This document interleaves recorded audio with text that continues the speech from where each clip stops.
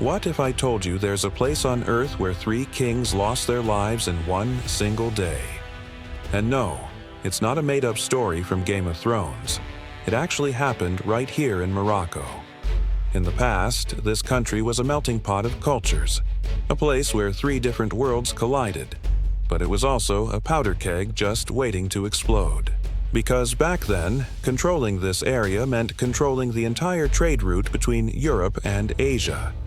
And 3 men wanted that power more than anything else: Don John of Portugal, the self-proclaimed king of Morocco, and the ruler of Songhai, Askia Ismail.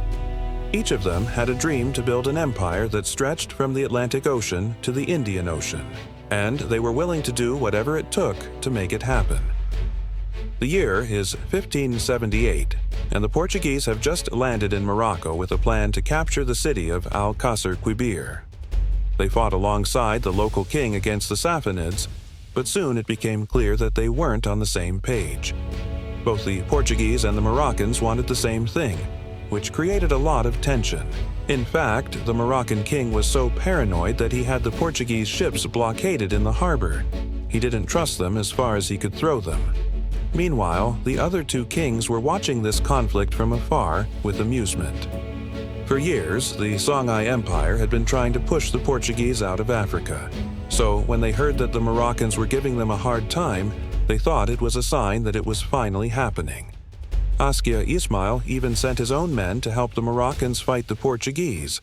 But it wasn't as easy as they thought it would be, because while the Africans had numbers on their side, the Portuguese had something else: superior firepower. Their cannons were bigger, their rifles were deadlier, and their ships were faster. Despite being outnumbered, the Portuguese were winning the battle. And this is where the story takes a turn, because right as things were looking darkest for the Africans, reinforcements arrived. Who would have thought that after all these years, it was the Portuguese who needed help from the outside? King Sebastian of Portugal may have been only 22 years old, but he was a fearless warrior who wasn't afraid to get his hands dirty.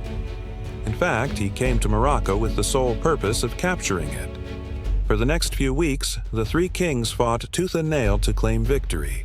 But in the end, it was King Sebastian who came out on top. He captured the city of El Jadida, defeated the Moroccans in battle, and even chased them all the way back to their capital. And that's when the unthinkable happened. As the 3 kings stood facing each other on the battlefield, they all ended up dying on the same day, just like I said at the beginning. It's a story that has been passed down through the